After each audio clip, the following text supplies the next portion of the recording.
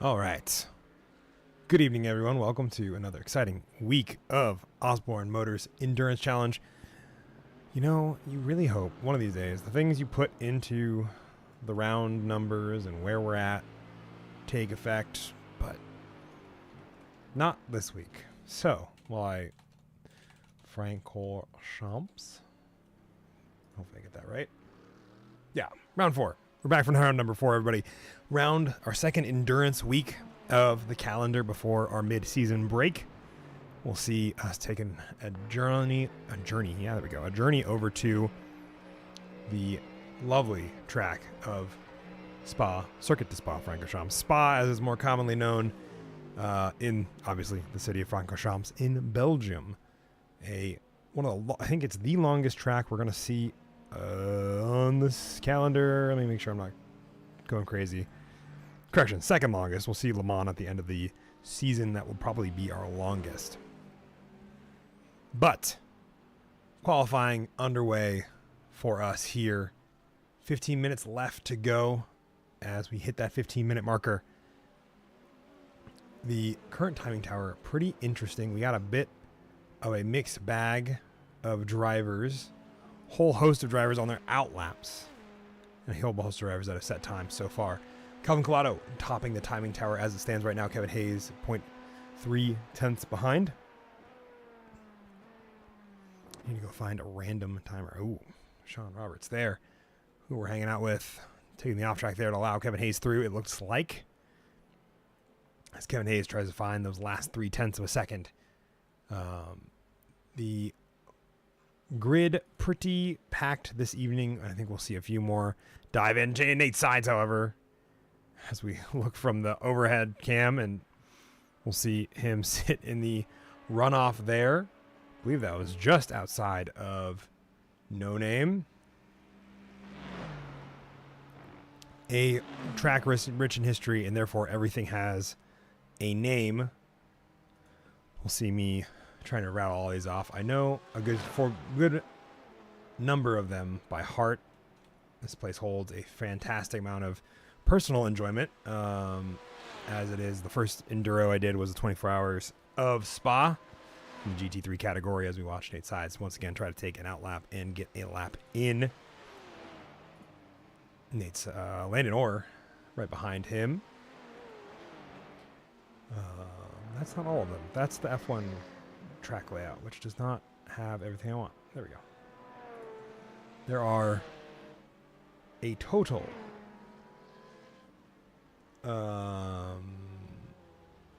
speaker's corner. Where's no name? Who knows?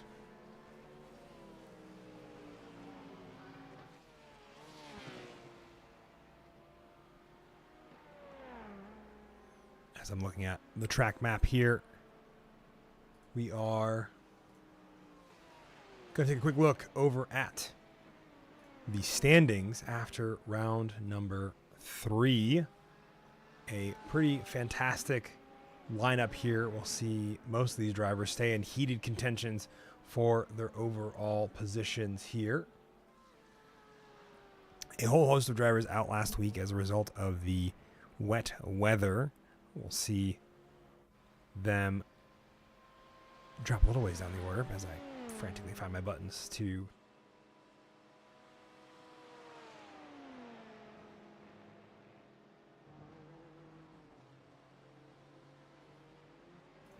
my microphone wasn't on this tab because apparently I haven't used it the other season after I rebuilt everything. So we're back, ideally with the right stuff now. We'll see the points here have Chris Wells on top. We're going to start at the GT3 AM podium as our first podium to look at. We're going to see the Chris Wells holding off Chris Kraus, the battle of the Chris's, 322 to 315. Those two drivers getting fantastic finishes in these wet weather races, bumping them up. Adam Dahl still holding strong in that third spot, a pretty large gap between him and Wesley Waddell, but we haven't factored in any of the drop weeks. I believe there are 2 drop week rounds, so the 2 worst points will not be scored for each driver in terms of this championship. So we'll see how that plays out as they get underway. Oh, I don't have to worry about that. Tommy Leeson, as I've said, and then try to correct myself, then uncorrected myself as I realized Tom does not care. We'll round out that top 5 alongside Wesley Waddell in 5th and 4th. Charles Rotes, Jordan Oliver, Kyle Orvetz, Jason Scott, and Richard Costanza round out that top 10, and most of these drivers having 3 to 4 races. Shane Brown, Landon Orr, Wesley Woods, Bob Lindell, the legend, Marcus Osborne, and Ken Duvall round out the 16 drivers in the GT3 AM Championship for 2025, Season 12, excuse me. GT3 Pro, a little bit of a different story. A bit of a slightly larger gap between Olivier Belanger and Jesse Olsen, 357 to 344. Kevin Medina rounding out the top 3, the podium spots with that 343 points in 3rd. Andre Saba just behind, so a heated battle there for the bottom step of the podium. And Michael Doyen not far behind, hoping to see if he can improve his luck. These drivers all here for that wet weather racing last week. We'll see them come back out, I believe, this week to keep on fighting for these championship points. Matthew Markley, Justin Hall are in 6th and 7th. Justin Hall being the only one, I think, to miss out on the wet weather racing last week, but I've seen him here on the grid and driving around in this open qualifying session. So we'll see if he has an answer working his way up here. William Lasser and Greg Kachadurian. I'm going to say that's how it is, or it's Kakadurian, but I don't think that's the right way. Also joining in last week, we'll see him make his entry. We'll see how he does this week as well. Jumping over to the LMP2, a bit of a larger split of drivers as we don't have a Pro-Am split for them. Kevin Hayes leading off against Nick Terrell, 360 points to 333. Again, no drop rounds here. Kevin Hayes having a pretty dominant season. Not surprising as he left the booth to go do this. So he is somebody who has passion, and I'm excited to see how the back half of this season fares for him. Calvin Collado is tied with Nathan Sides, for 3rd on the bottom step of the podium. So I think a battle I would love to keep an eye on tonight is how Nathan Sides and Calvin Collado shake out this battle going into the mid-season break. Ian Baker's just a point behind. So these 3 drivers right here, 3rd through 5th here, or really, 3rd through 5th. Interesting to see how they fare at the end of tonight. Tyler Roberts is not to be discounted, though. Only 323 points, so 6 points behind Ian Baker. Really, these 4. We'll you got to keep an eye on where they all are. Round out those top 6 spots. Joe Evers in 7th, or Joseph Evers, Joe Evers in 7th. Mitch Bonaventura in 8th. A couple of bad finishes from Mitch, I think, sees him where he is. I think the drop weeks are going to be very important for him and his racing hopes to keep the championship alive. What else am I missing? Patrick Cantrell rounding out, and Luc Plaisance, rounding out the top 10. Only 5 points separate those two drivers as well. So Patrick Cantrell and Luc Plaisance will be interesting to see where they fit into it. Jason Larson, Timothy Schaefer, Sean Roberts, Joshua Harless, John Schwartz, Tony Caicedo, and myself round out the and Devin Adams, round out the 18 drivers. Myself really shouldn't be on there. I'll see if I can get Landon to take me off in between rounds again. So those are the point totals. We have yet to see a couple of lap times here, so we're gonna hop back over. We're still looking at Nate on the broadcast. Let's hop over to a driver that's on a flying lap. Let's see if I can get somebody who's coming across that start-finish line here. Coming up here in just a moment's time. 7:21. 7:21.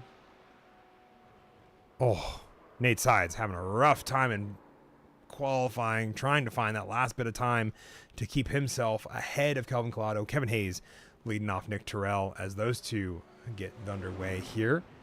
Trying to see who is close to being done with a lap, or who's out there even. Everybody, the LMP2 field currently pretty much sitting in pit lane, minus Nick Terrell and Nate Sides, who are both coming out together, and Kevin Hayes, who is just starting a lap. Let's right on board with Kevin Hayes, I wonder. So that is La Source there. We see from that third point of view, and we'll see us jump into the onboard here as we go down to the famous Eau Rouge Radion complex. The start of a lap, turns number technically 2 or 4 and 5, as they count some of these pretty weird ones, onto the Camel Straight, the longest straight on this track, and a very fast one. He used the whole top end there. See him run back down through the gears as he gets through Lake Holm into Malmedy, which is at the end. This corner he's coming up to, this right-hander right here, is one of those. And then he's going to go up through the gears once more, but downhill as he goes into Bruxelles. And then around to Speaker's Corner. A slow hairpin here, sees him use all the gears. First gear, your friend in Bruxelles, to keep that car from over-rotating, to my knowledge. Coming down to Pouhon, as I believe it's called. This just feels wrong.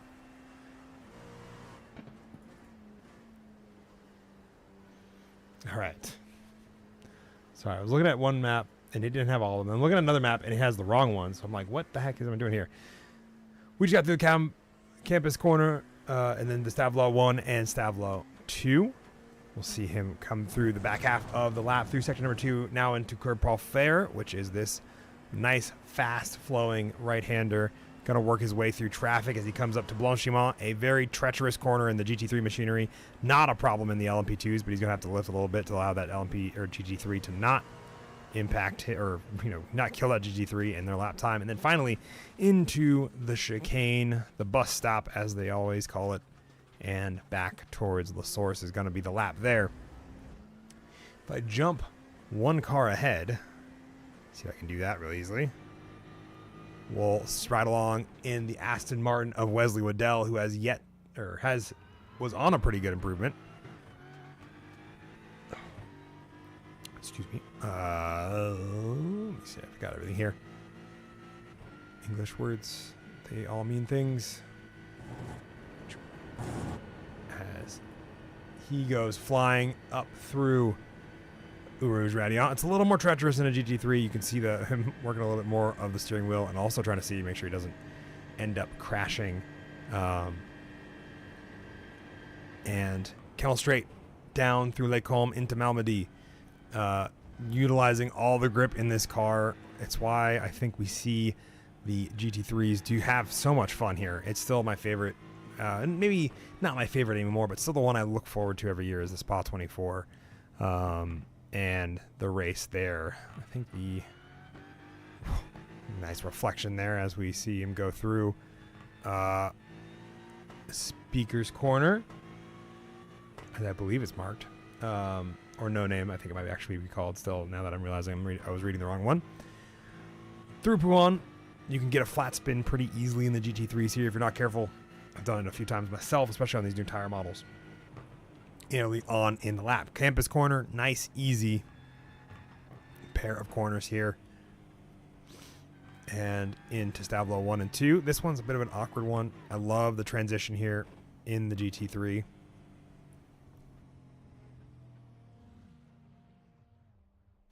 And Wesley Waddell pulls it over and parks it. So we won't see the rest of that lap as we're moving along here. So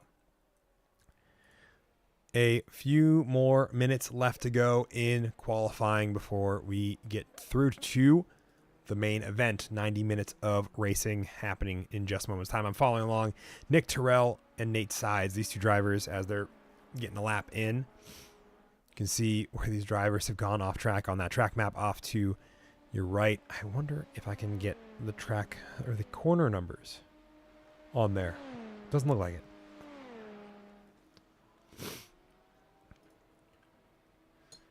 And then one thing I'm also going to do real quick.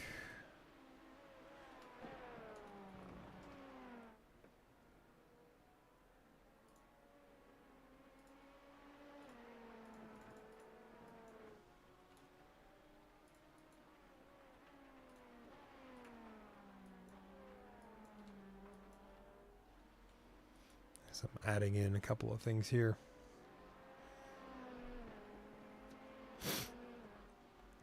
All right. Let's see. Broadcast wise, I think I've got everything, my gremlins sorted out, but I think the one thing I have left to worry about is my own volume. Oh no. All right. Well, not that one. That doesn't do what I want it to do. That just does something. How do I fix you? Nope. That doesn't help me at all. That just makes it harder for you to hear me. Can that get louder? Nope. That doesn't get louder. Sweet. Cool. Love it. Love to see it. I don't feel like I'm going to be able to go any higher. Let's see what I can do. Okay. Okay. Advanced audio properties. If I just keep going up, does that help me at all? Can I go any higher? Can I just keep going up? I'm just going to just start up in my gain until I hit the red. We're just going to keep going. All right, we're in the red. All right, we're through the yellow into the red. Nate Sides wrapping up his lap. Let's see if that's any better. May not be. Maybe. We'll find out. If somebody is in chat, that can tell me if that's any better or worse, or if I'm just doing all of this for naught and there's no change at all. Let me know. I'd love to know whether or not we're going right here. I'm going to get us back over to watching some cars that are doing qualifying here as we come to a close. Ian Baker in that AO spike by AO Racing has the qualifying or the checkered flag flies on qualifying. I was busy worrying about my microphone. Ian Baker gets a personal best time in, but doesn't improve himself at all. Nick Terrell, I think one of the last drivers trying to get a lap time in alongside Charles Rotes and Wesley Woods, both of which I think are looking to improve. Let's see, check out one. Charles Rotes, oh, that curve there at the end may have cost him. It did indeed. 0.3 slower than his best. Wesley Woods just kind of hanging out. So we'll go back to Kelvin Collado, or Nick Terrell, excuse me, not Kelvin Collado. Take a look here as he wraps up a lap, going through campus corners now, and getting the job done there.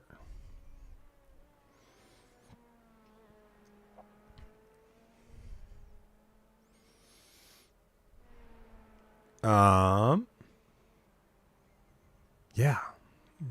With qualifying coming to a close, we should be set to see this grid get ready and get started here. One thing I didn't notice until just now, and I feel like I should have, is that they've replaced the number board next to the driver number with like the number, like the position, with the old school. I say old school, I think they still use them in ELMS, or I did last year. The position dots and how they used to be, with one having 1 dot, 2 having 2 dots, and 3 having 3 dots. Nick Terrell abandoning the lap, coming in to park it. Chris Kraus, I think the last driver out on track trying to get a lap in. We'll see him slowly drive around.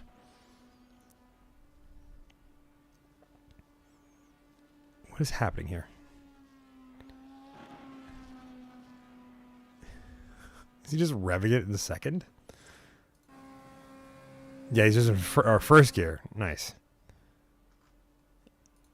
I was going to ask what he was doing, but then the session changed over, and I feel like it wouldn't behoove us to do that at this point. All right. We got a grid to lead us off for the 4th round here at Circuit de Spa-Francorchamps. Kevin Hayes is going to be leading off the grid once again alongside Nate Sides for row number 1. Nick Terrell and Kelvin Collado in row number 2. Nate Sides, Kelvin Collado, I believe, as well as... Oh my gosh, I'm going to lose it now that I've found all the other things. Don't have the thing I'm looking for, of course, which is going to be that LMP2 grid. Nate Sides, Kelvin Collado, Ian Baker, and Tyler Roberts are the drivers that we want to be looking at today for that battle for the 3rd spot on the podium. Okay. Let's see here.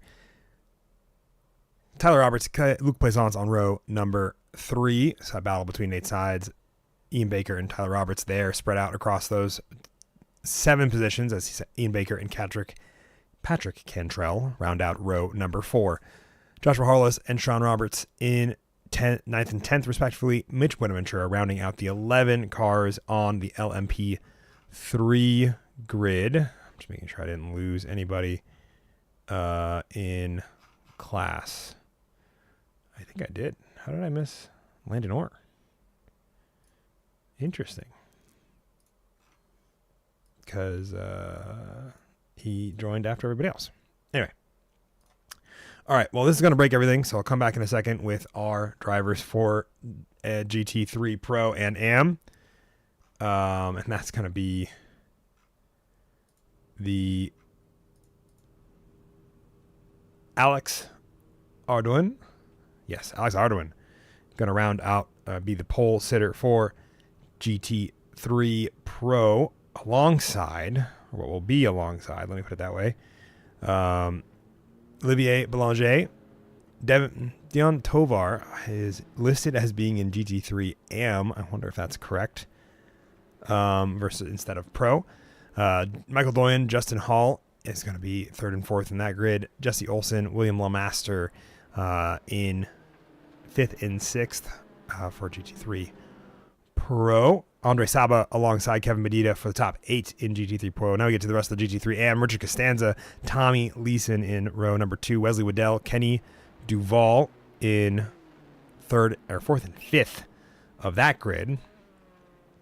Chris Kraus, Chris Wells, the 2 championship runners here, spouting off on their own row together in 7th and 8th. Bob Lindell in 9th alongside Charles Roth in 10th. Wesley Woods, alongside Jordan Oliver, Kyle Orbetz, Landon Orr, and Jason Scott round out the 33 drivers that take to the grid. And then I will prep this kart race to get ready to go green here in just a moment's time,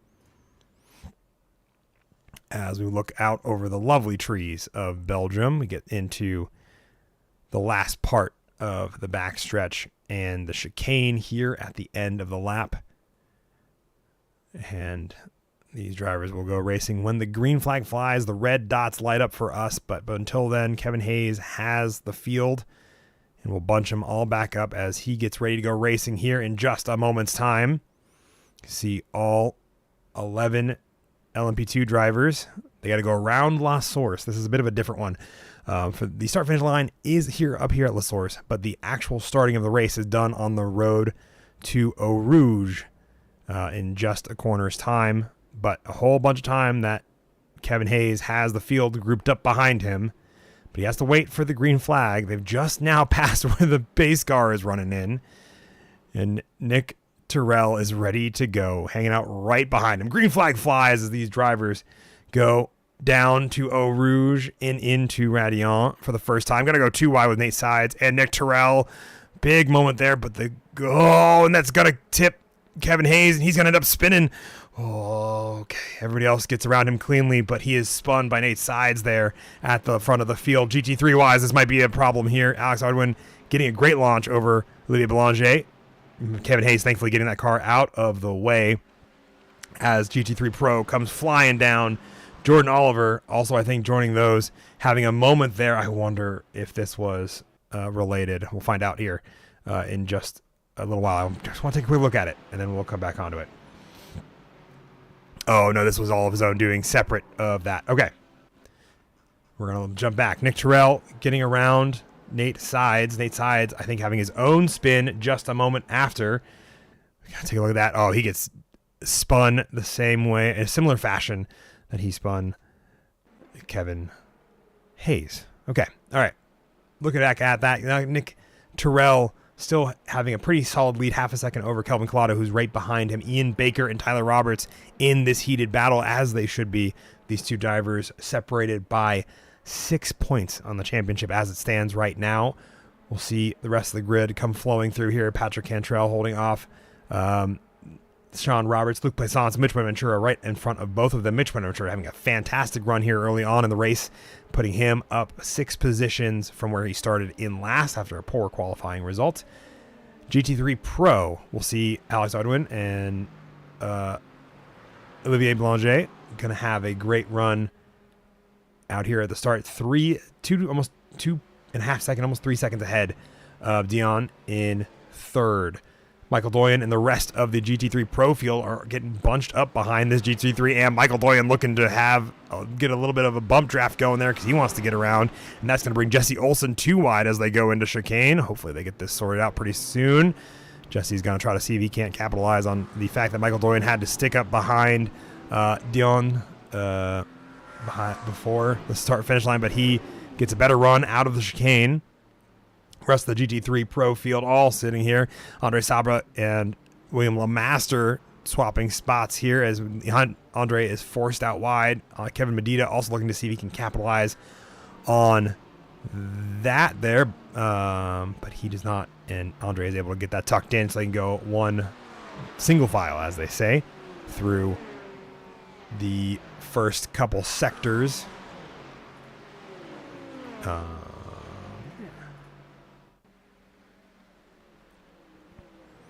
Let's see. Jason Scott also labeled as crashed as we get through this here. Kelvin Collado getting around Nick Terrell, who I believe had a spin as well. No spin listed, or at least not one that gets marked on track. Just good launch from Kelvin. Sees him up at the front of the grid. Mitch Buenaventura now right behind Ian Baker, and the rest of the grid all pretty much behind these drivers. Look at that snake of LMP2s working their way through the field. Michael Doyen still trying to get around, as well as a lot of the GT3 Pro field trying to get around this GT3 AM that is just building a gap between Alex and Olivier, opening up between them and Dion. I'm probably saying this wrong probably the whole time. So if he's in chat and can tell me how wrong I was, let me know.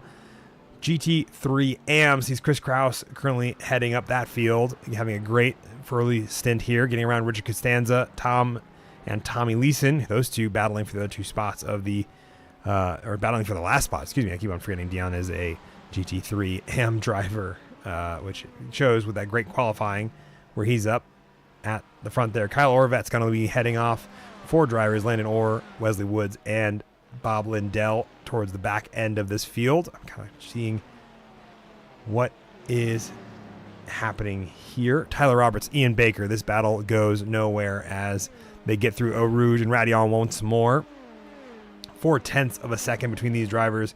Chris Kraus, I think, and Richard Costanza also having a moment there as they get bottled up behind Kevin Medina, who's found himself losing a little bit of time there into and out of the chicane. So we'll see how these two shape up, and we're following along with Chris Kraus. Let's see what the onboard looks like as they get through these two corners. Ooh, it's always a sketchy sight here Kevin Medina, I think, has a slowdown to serve here, and he's going to take it. And as he takes it, that will see Chris Kraus get around him. Not a 4 position in class, but the overall position for GT3 is where they get scored. So it's always in the best interest, to set those times.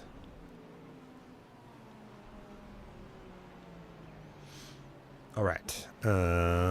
Taking a look here back at the top of the grid. Taking a look and see what's happening here. We'll see Tyler Roberts, Ian Baker, and Mitch Buenaventura as well, all within pretty much just over a second of each other. If I can hop on the rear, I kind of want to see what this Project Zoomies LMP2 sees from the tail end as they get in the braking zone. Ian Baker right behind him, as well as Mitch Buenaventura, both looking for a way around as they get out onto the start-finish stretch. And we will see how all that pans out. All right.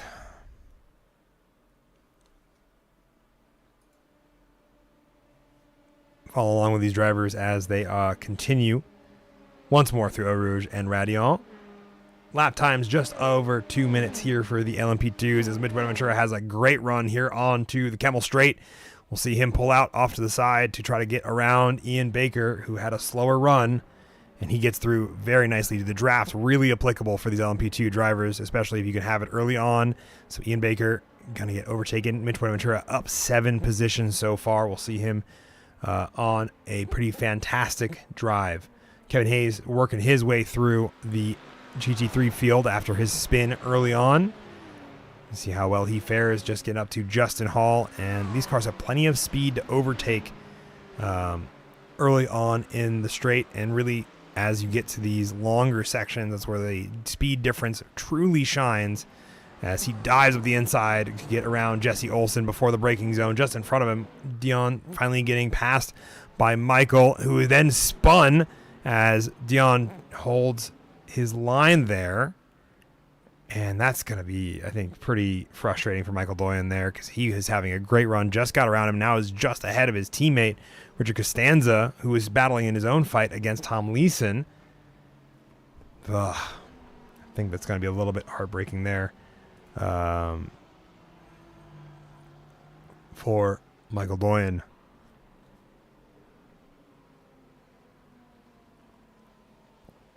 Taking a sip of coffee, taking a look at what the timing tower shows me. Shows me this battle right behind Michael Doyen there for P3 in GT3M. Once again, I want to see the roll bar. Can't get enough of the internals of this GT3 Aston Martin, which I've been waiting for so long.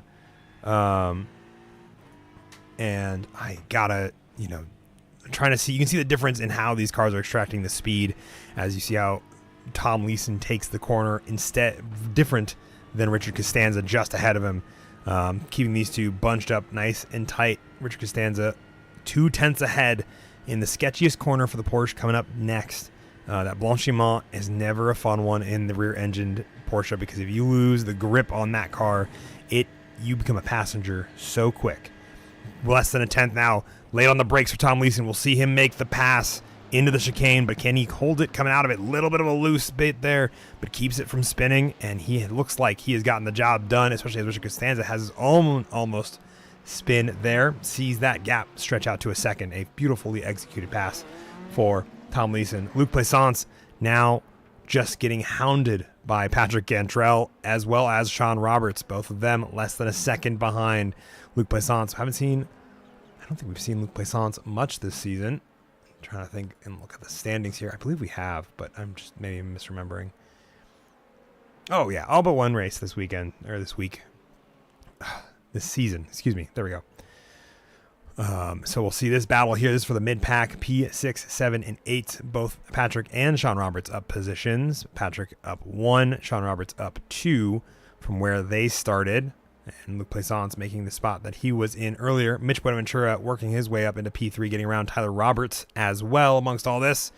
And you can see that battle between Ian Baker and Tyler Roberts closing back down as Tyler finally gets a better lap time in to keep this gap from closing down into a straight fight here early on. Okay. LMP3 field, these two battles that you see on screen, both of the battle between Tyler Roberts and Ian Baker, as well as Luke Plaisance, Patrick Cantrell, and Sean Roberts. These 5 drivers, all the closest action on track. Sean Roberts also getting a great run out of the chicane, putting pressure on Patrick Cantrell. Kevin Hayes, meanwhile, trying to get around most of the GT3s, finally getting to do so ahead of Alex Arduin. Kevin Hayes labeled as crashed again amongst all that. I think it might have just been a moment as he tried not to hit somebody, but we'll find out. Or a very slow spin. Yeah, it was just the game catching it weird. Kevin Hayes having a slowdown as well. We'll also see Joshua Harless crashing. Chris Wells, who we were keeping an eye on for that battle for GT3 AM, is into the braking zone of the chicane. I wonder if he just outbraked himself and then got too early on the power. Nope, he's going to come in to park it.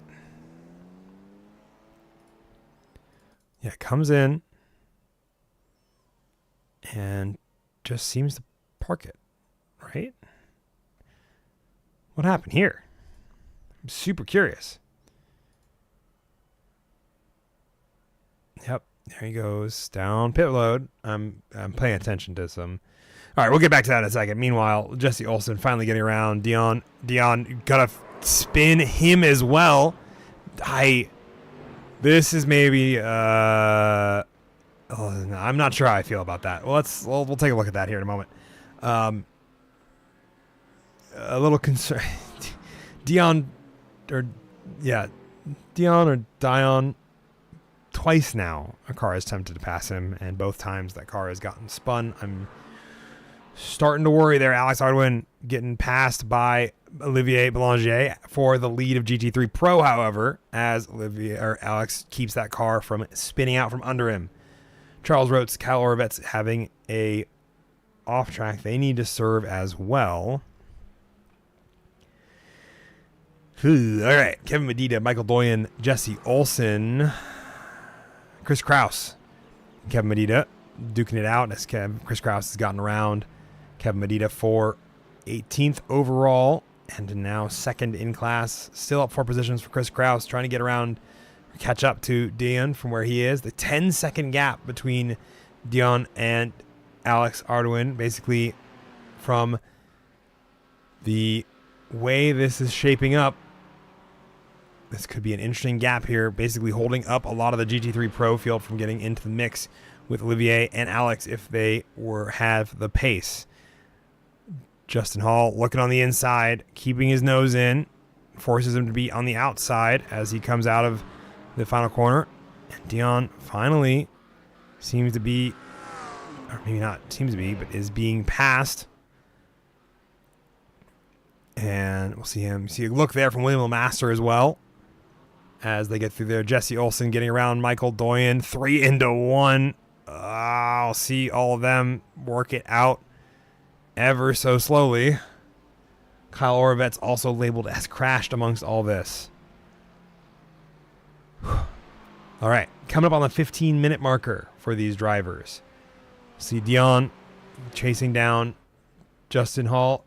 Jesse Olsen, just as I looked away, will have hit the barrier there and gets that car. And we'll see him fully have that car lose control on him, and he jumps the pits to get that car repaired. I got a feeling Jesse might be a little bit upset there, and I wouldn't blame him at all, especially with how some of this race has gone for the GT3 field.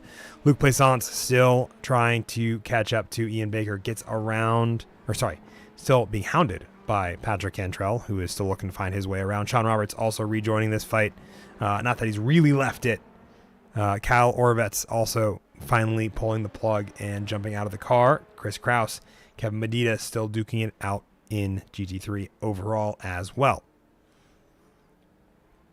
Keep up with these drivers for a minute. They have all set pretty decent lap times. Ian Baker slowing down a little bit, running a 2:11 this last lap, which puts him within 7/10 of Luc Plaisance. And this 3-car battle becomes a 4-car battle. And now I want to ride on board with Sean Roberts, see what we can see from that hood cam or that bonnet cam. Roof cam.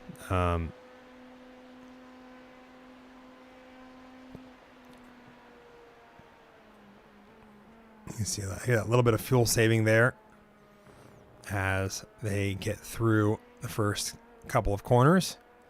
You see all 4 cars splay out in front of Sean Roberts as they're all in total just over a second of each other as they're getting into the braking zone. Ian Baker, I think maybe he was over-teated his trying to keep up with Tyler Roberts. Now 2 seconds up the road from these 4.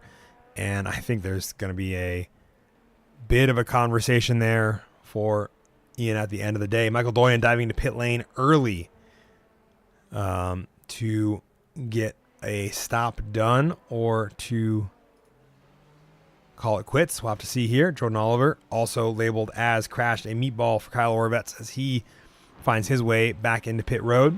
Thankfully, I believe we have a faster pair available for each of them. Battle for the lead of GT3 Pro. That hasn't gotten too far. Simmered down a little bit until Alex had an issue, but now it sees both of them diving back into it. Justin Hall now 2 wide with Dion into Lecombe, and that'll see a 3rd spin out of a driver who has made contact with Dion again. All right, well, GT3 Pro, still half a second between these 2 drivers as they get through Puhan once more. William Laster now next in line to try to get around Dayon, and I'm curious to see how many cars we'll see at this point. Have to deal with this.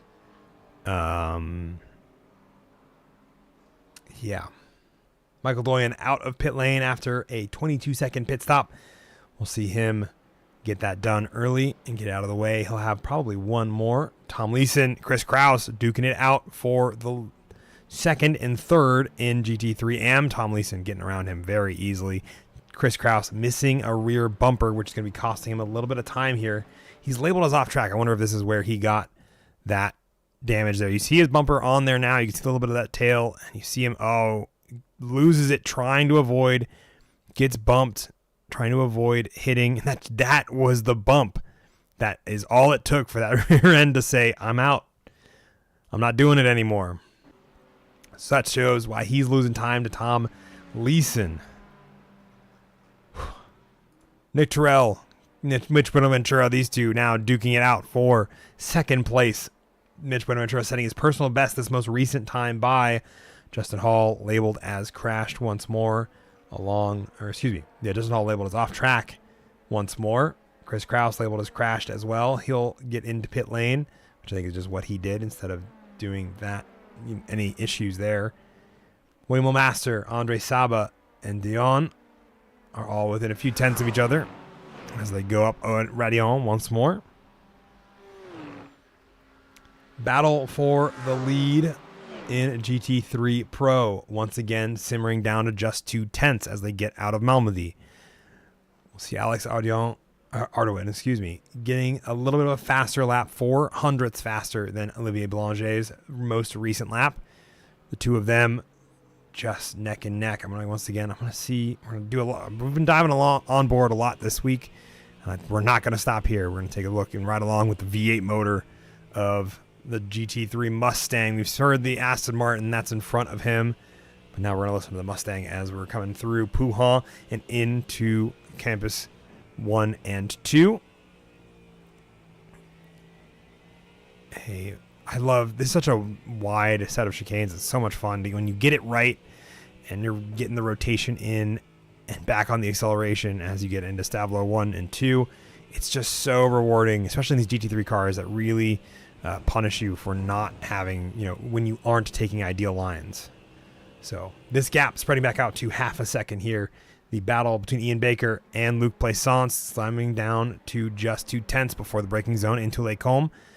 Tyler Roberts 2 seconds ahead of these drivers. Top three, all separated by a second and a half. Kelvin Collado getting into the first bit of lapped traffic, or really the first serious bit of lap traffic that isn't drivers who have had issues earlier that see themselves, I think, struggling at this point.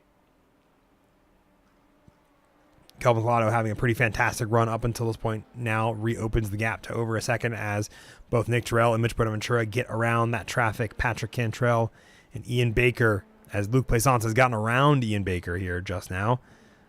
We'll see him now putting the threat to Ian Baker as the first opening 20 minutes continues. I have no idea why the license popped up. There's the licenses. I think I must have misclicked something trying to hit live. So apologies.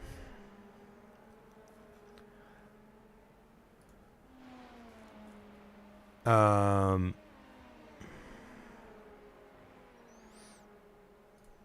me see. Alex Audouin looking to make the pass, doesn't get it done. Looks for the over-under in out of Malmedy. It's going to be too wide going into Bruxelles. And that'll see both of them go too wide, almost making contact, keeping it close. Alex Audouin keeping the space, giving Olivier all the room that he needs, but no more, and gets the job done. We'll see him slide into first place once more. But Olivier has the look, and he wants to keep fighting. 3/10 faster. Alex Audouin was over Olivier this last time by. So this battle simmering down, or really not simmering down at all, I should say. These two keeping it within 2/10 and really having no signs of going anywhere. We'll see these two continue for a little bit. I'm super fascinated to see how the pit cycle and the pit strategy will play out for these drivers as we get into the first set of pit stops here. William Master looking to get around Dion as well.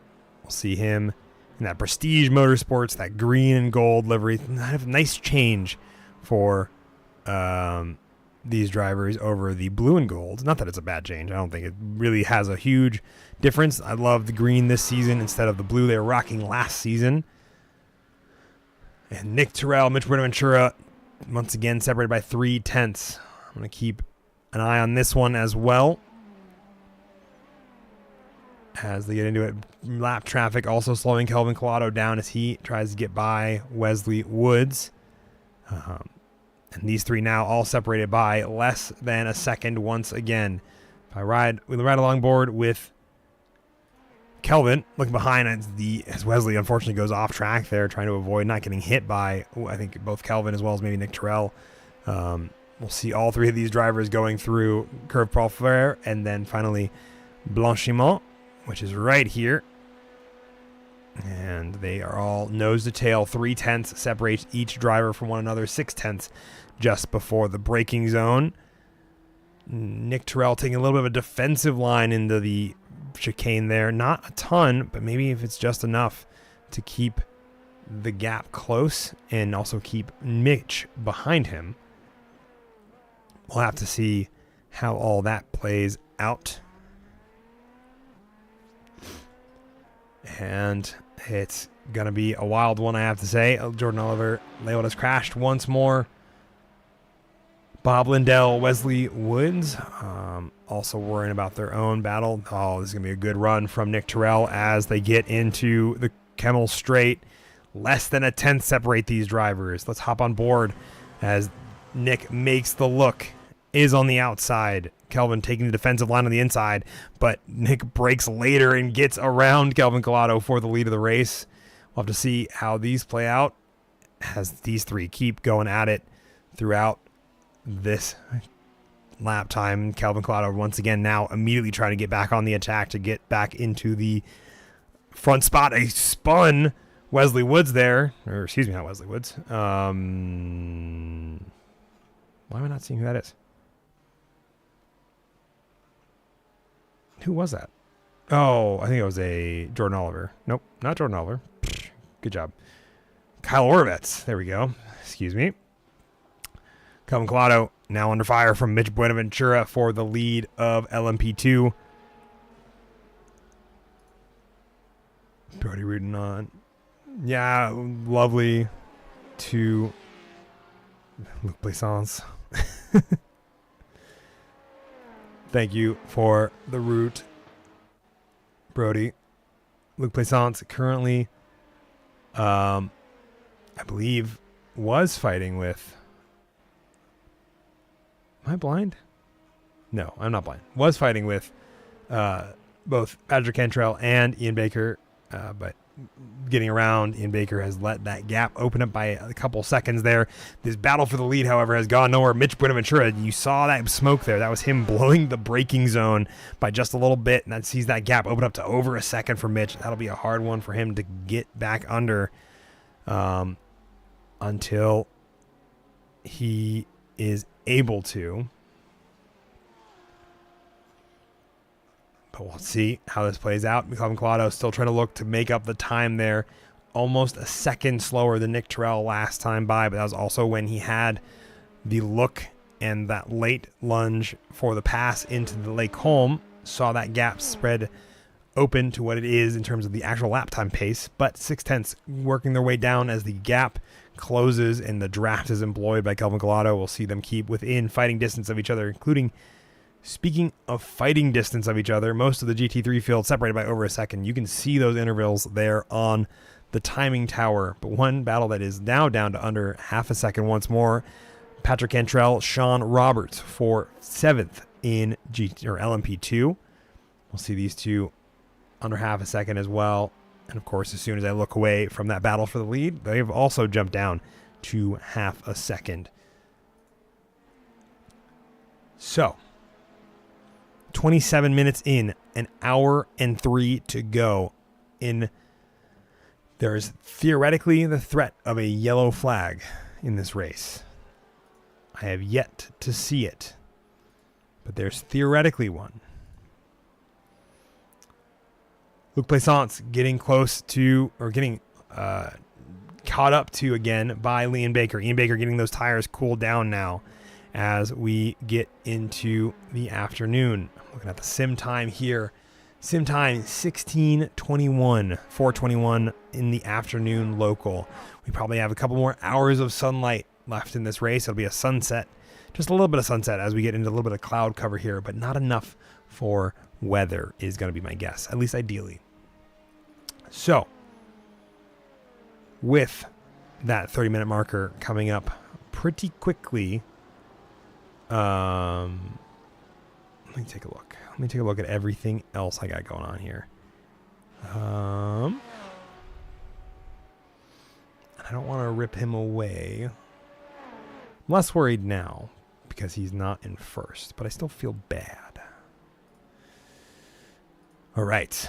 Oh, Ian Baker on the hunt here. Luc Plaisance in the defensive position, trying to see if he can keep himself ahead of Luc Plaisance ahead of Ian Baker. The battle Brody Wallace is watching in chat as they come out of Radion once more. Half a second and opening as Luc Plaisance had a better run than Ian Baker did this last time around into the Camel Straight. This will also see the battle between Patrick Cantrell and Sean Roberts close down on these two as well. About a second now separating each pair of battles, and it's closing rapidly. I say rapidly, it's closing as this all happens. Ian Baker finding his own way around. Tyler Roberts having to take the long way around a GT3. We'll see him, and Charles Rhodes going off track, jumps up ahead. We'll see him slow down a little bit and turn this 4-car fight into a 5-car fight within a second of each other. And this mid-pack battle for positions in LMP2 has heated up once again. Ian Baker going around the outside of Bob Lindell. Luc Plaisance letting Charles Rhodes know that he is coming up the inside to get around him. And Charles Rhodes gives him plenty of space, keeps that car on the track, almost gets run in. And I say Charles Rhodes swapping positions with Bob Lindell because of the amount of the suboptimal time he set. Trying to go through that corner. Also see them all go around. Landon Orr, who has taken his racing line. Now all 4 of them under a second. Let's ride along with Tyler Roberts off the wing on the back as we look at all these cars coming through Blanchiment, just after Curve Paul Frere. Oh, it's thankfully not as sketchy because they're all in LMP2s, which means you have plenty of downforce as we go into the braking zone. See them all fan out. Ian Baker making the look down the inside against Luc Plaisance. It's going to be a battle there. Luc Plaisance keeping his racing line. Both of them going to lose a little bit of time here, so Tyler Roberts getting a clean breakaway. It's a drag race for the two of them. Currently, Ian Baker holds it as they get into the La Source, and we'll see if they pair down and close up that gap. Ian Baker getting his way around the four cars there. Now going to be separated by hardly anything. Keeping up on this camera here. We'll swap over here to this one. See these cars go up Radion. The elevation change of Radion, of Eau Rouge into Radion, cannot be understated. It is one of the most cool things in both real life and in sim. There's the look from Luc Plaisance, who takes the inside line. Patrick Cantrell looking to join him. These two go too wide, flowing through this battle here. Ian Baker swapping behind Luc Plaisance, and then they're nose to tail still. Luke trying to fend off Ian Baker, keep up with this battle, and not let the position slip away from him. Currently in fifth as a result of all this. Tom Leeson labeled as crashed from where he had just passed Chris Kraus. I said just past Chris Kraus, but had a pretty solid command of the P2 spot in GT3 AM. I'll get back to that in a second. This battle I'm still too enraptured by to let go. Kelvin Collado trying to find his way back up to Nick Terrell as well, but hasn't done so yet up at the lead of this grid. But GT3 traffic keeping these four very close together as they get into Campus 1 and 2, followed by Stavlo 1 and 2. Tyler Roberts getting the better end of the deal, keeping ahead of all of these drivers by just a little bit.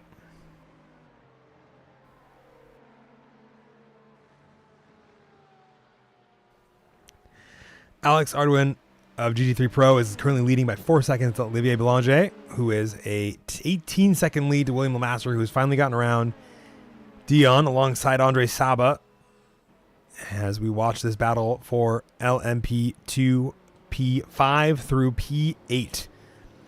Four drivers trying to find their way around the track and claim some positions here.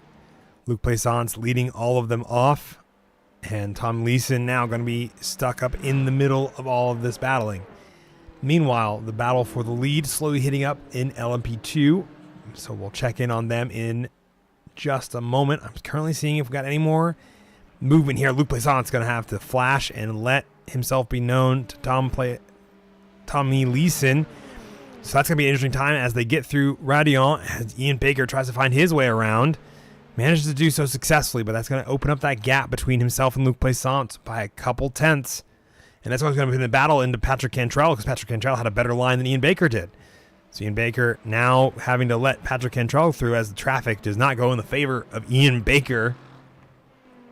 And thankfully all four still get through, but the battle for the lead now closing down to half a second once more.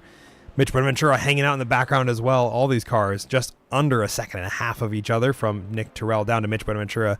Kelvin Collado splitting the difference at 4 tenths behind him.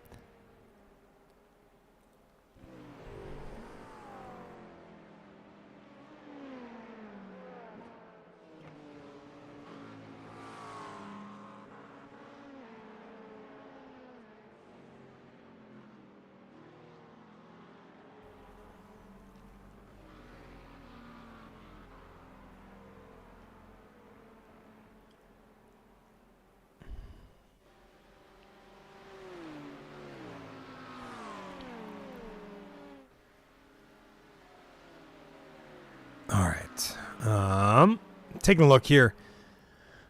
Chris Kraus labeled as crashed as well. See him jump to pits. Let's see what happened there. Going into Bruxelles. Let's take a look back at... Oh, of course. First, we'll take a look at this battle here. Luc Plaisance getting passed by Patrick Cantrell because of the traffic into Blanchiment. I believe... We'll see that happen. Ian Baker now a second behind these two drivers. Kelvin Collado under threat from Mitch Bonaventura as well.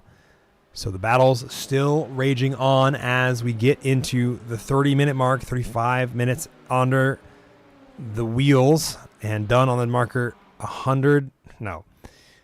Just under an hour left to go. Nick Terrell a second and a half behind these two, too wide through there. Calvin Claudio boxing Mitch Buenaventura in, who has to slow down to not run into Andre Saba, who both of them are trying to pass. So traffic not going in the favor of of Mitch Buenaventura. Luke Plaisance still 0.3 behind Patrick Cantrell as well. These two drivers going at it. The GT3 field very, very, very spread out. I don't think I could say add any more varies without it being just over necessary. Sean Roberts getting around Ian Baker as well. Ian Baker struggling, having a great early race success, but trying to keep the pace after 35 minutes seems to be a tall order. We're just coming up to the pit window for the LMP2s.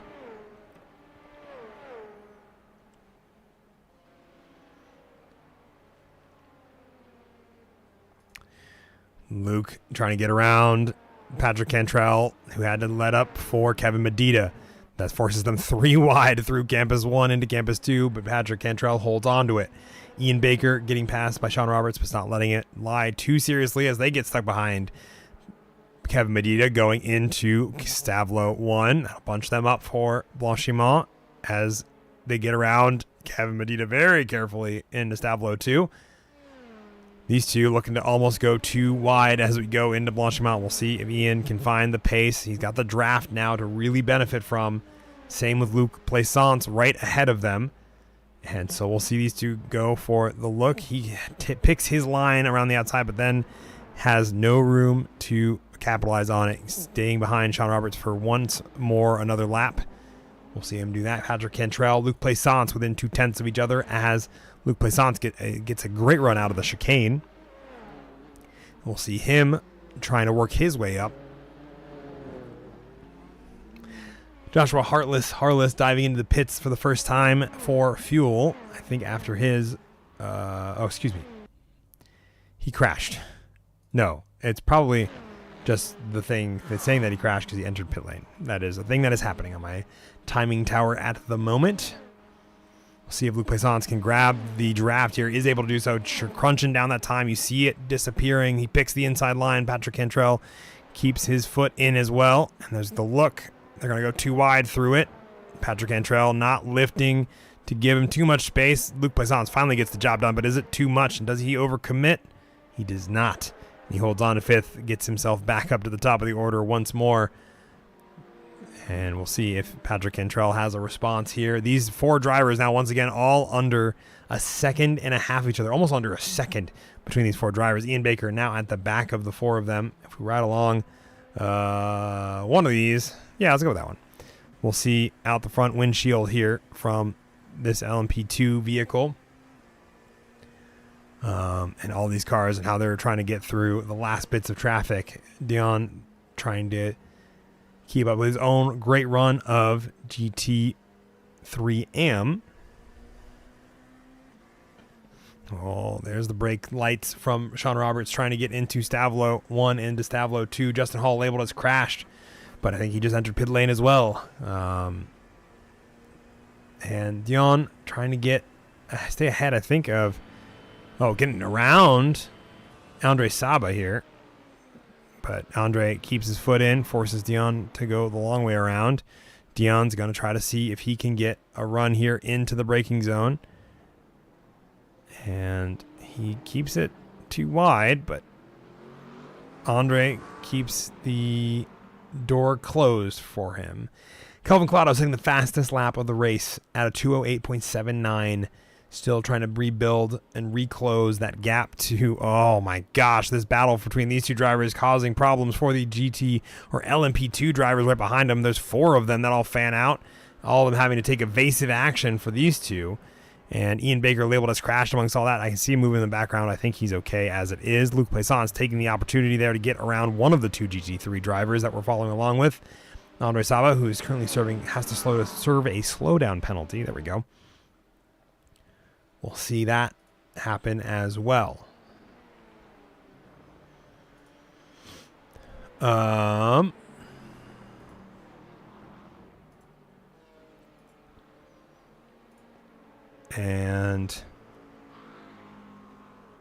Let's see here.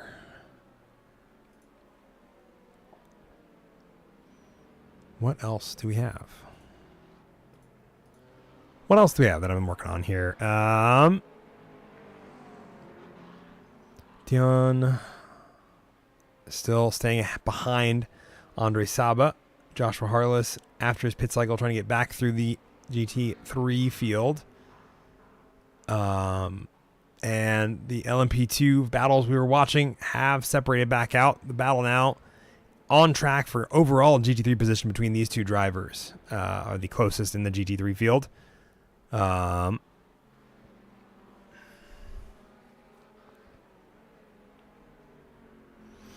Luc Plaisance, Patrick Cantrell currently working it out once again. Luc Plaisance trying to not run into William LeMaster from where he sits in P3 in GT3 Pro. Calvin Claudio and Mitch Winneventura diving in to the pit lane to get their pit stop done. And Tyler Roberts also in for pit lane.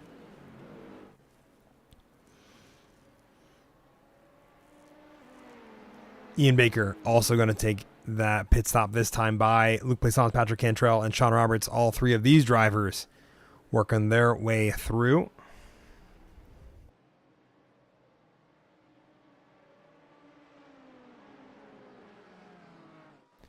You got to remember, this pit lane is incredibly long. They chose the Endurance pit layout, which is essentially you're putting, another minute and a half timer on top of your actual racing time. So Michael Doyen just pitting in this time by for his second stop to make it to the end of the race. We'll see Dion now trying to get around. Oh, that makes noise. All right, well, let's see if this works. We're going to do some fun stuff. Bam. We'll see if it did the thing. I don't think it did. All right, well.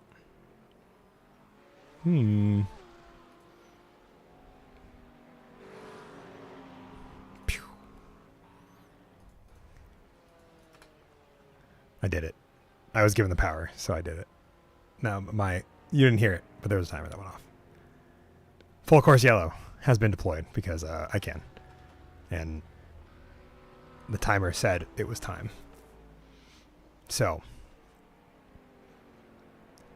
let's see if I can also pop on my radio. I should hit a button for it. But because I can't, you're gonna watch me do it live.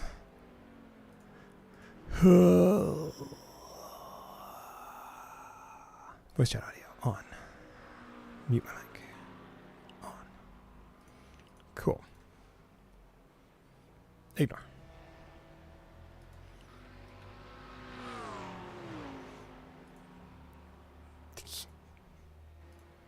All right. Well, I didn't do what I wanted to do. Well, okay. Because it didn't focus the right thing. Okay. That's fine. There we go. All right. So, pace car has been deployed as Barney very lazily wags the yellow flag.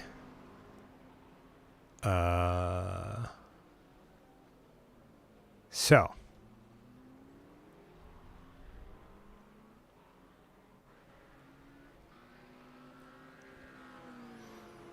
now that we've done that, let's talk play strategy. A lot of the LMP2 drivers just pit or are pitting now, which I'm sure that has to be frustrating. But with that, we'll see rest of the field dive in here. As what?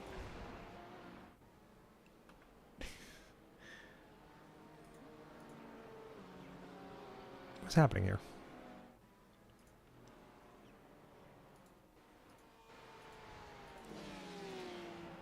As they try to catch up to the pace car, which I think is around here somewhere. Oh, there's a pace car. I was like, what is happening here? I didn't see the pace car on the relative. So, all right. Pace car is out, which means that It's time to talk strategy. This should make it a little bit easier for everyone.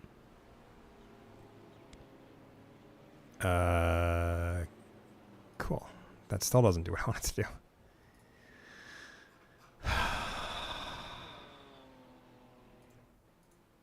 I turned it on. I turned it on to my headphones.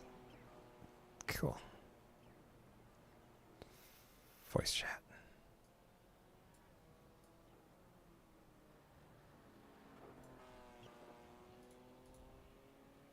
All right, well. Just curious because I wanted to see if it worked. So there's your nightly jank as I work my way through that. All right. Well, as we do that and we get through that piece there, we're waiting on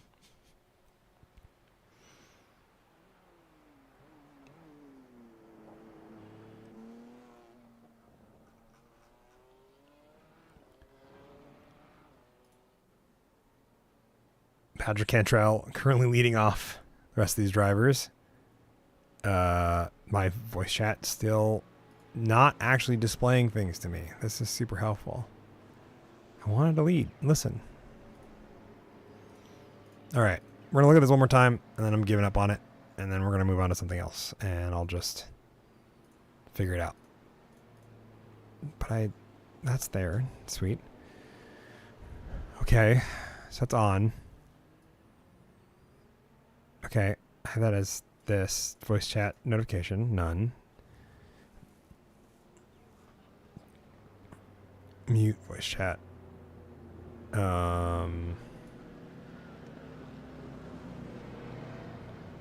a lot of the field comes in.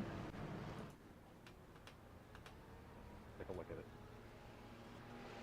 Got that, so you stay in your class position. That truck overtakes behind the safety car. I believe it was just muted because I muted it somewhere else. We see a lot of the field come in. Pretty much everybody who hadn't come in already diving in. Patrick Cantrell, Sean Roberts, Nate Sides going to make their way in, as well as a lot of the GT3 field. You'll see pretty much everybody except for Alex Ardian going to work their way in as well. So drive through will be what. Yes. Of course, you get F in the race I'm not there for. Works. Awesome. Well, I see that it works now. I hit the button to where it would display right, and that's been part of the joy there. The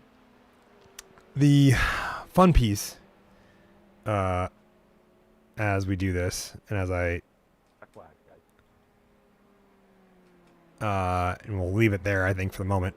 I don't think we need to listen to the whole full course yellow procedures. The way that I have it understood and the way that it is at the moment is they will be driving, doing the full course yellow. The first time by, everybody can pit that is on the lead lap. Everybody who's not on the lead lap can fly back around for a free lap back, like Joshua Harless is doing right now. And when they get back to the field, they can work their way through. Justin Hall, another driver, working to get his lap back, and that's when they can dive into pit. Cruising to force you on the race I'm not here for. I know. Well, I was told I could do it, so I set a timer on a random time, and then it went off. And I was like, okay, cool. We're doing it. So that's why we're here. So next endurance race, there's always a chance of a full course yellow now that we're here.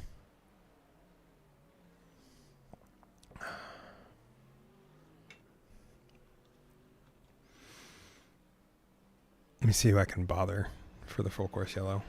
Charles Rhodes. Welcome to the booth. What's up? What's up? What do you think of the full course yellow? I'm very happy, especially with that free pit stop. Yeah, I set the random timer and I was like, oh, it went off. Cool. Yeah, no, that was perfect. I had 6 laps to go. Yeah, that was lost the tail a little there. Did the broadcast pick up that evasive maneuver I had to do? For the LMP2s to not kill them? No. There was a Oh, GT3, or no, it was a Mercedes that had spun out like crazy, and I thought he was going to stay where he was, but he just started backing up across the track, and I had was it no time to go to the left, so I just went on the grass. let me see if I can go rewind and look. I Let's do see. not know what lap it was, but I know it was Well, a blue Mercedes. oh, no, I found when you went off at no name. That's not what you're talking about, though. No, All right, it let's was see. towards the end of whatever lap. Oh, yep. I see it now. We're going to watch it live as you come through Blanchimont, and he just reverses onto the track. Yep. Good avoidance. Yeah, I was pretty proud of myself. I was like, "Holy crap!" I kept that together. So, fantastic And stuff. then I was fending off Landon for a while. Now I'm gonna have try and get my get back on him because I somehow overtook Bob in the pit lane. Yeah, Bob had a 30-second pit stop while you had a 25-second pit stop. Did he have like a penalty or like what happened? Maybe just took more fuel.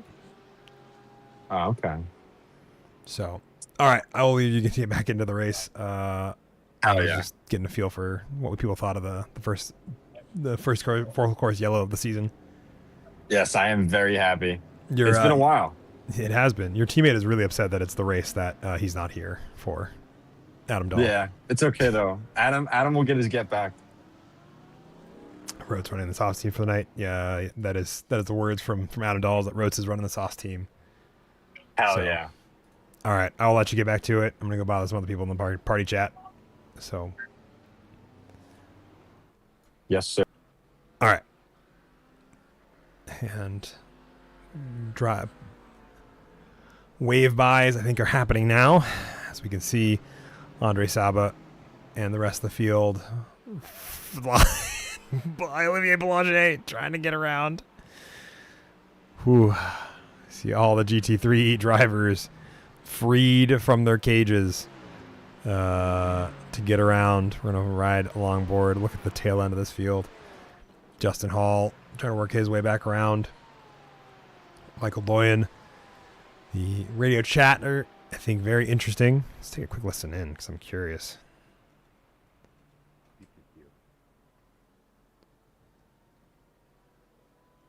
Oh, wow. That new Porsche, like light flashing, looks almost seizure inducing.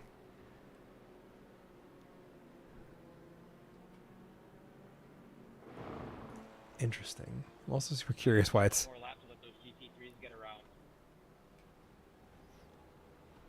All right.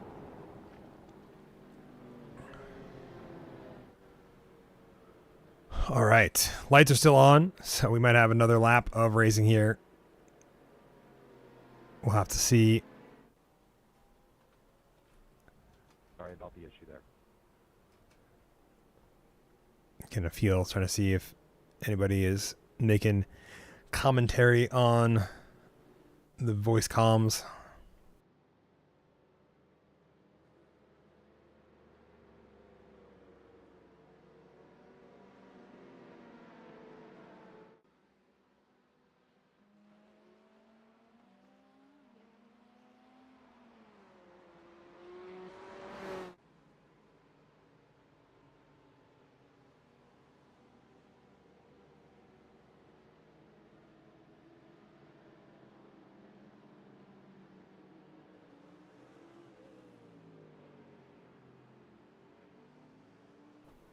Alex, welcome to the booth.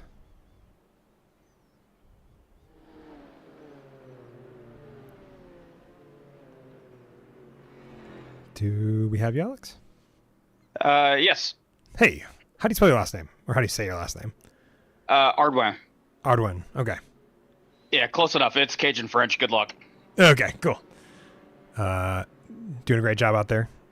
I'll leave you to it unless you have more words you'd like to share with the booths over the full course yellow.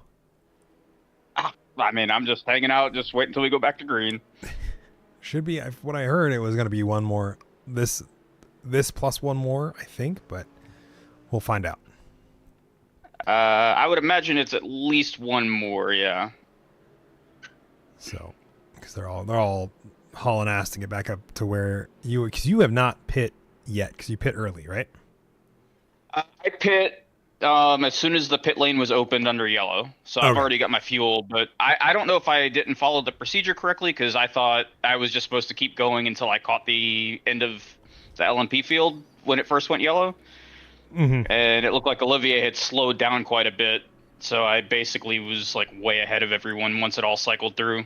I think you technically were supposed to just keep going, but I think we'll clarify that in between rounds again, since it's been a while since we've done one. So, well, this is the first race I've done with this series, so it's like I am just going to keep following what the race control said. That's fair, though. I think Kevin probably came on and said what he needed to as well. Yeah. So, all right. Well, I will leave you to get back to it, and hopefully you are equally as successful the last 3 hours, last 30 minutes, as you were with the first 30. So we will see. Olivier is very quick, so anything can definitely happen. Certainly, and I wish you the best of luck, and hopefully we'll see you back here in half an hour. All right. Thank you. Of course, I chose the moment to drink as I was kicking him out of the booth. So good job. Good job, Brain. We're filing up. The lights are out on the pace car, which means we're probably going to go racing here in just a lap's time. Who else can I bother? Tommy, welcome to the booth. Howdy. How we doing? Good. I'm just bothering people under yellow. Yeah, of course. You guys are about caught up to the rest of the pacing field, and so it should be make for an exciting restart, hopefully. Ooh. Almost very exciting. Ooh. Yeah. Here we go. Oh, yeah. How's the rest of the race looking? It's been pretty interesting. LMP2 has been pretty exciting. I'm excited to see what the restart does for our GT3 field here, because I think this is part where it's been the most. Once you guys got into the rhythm, it kind of settled down.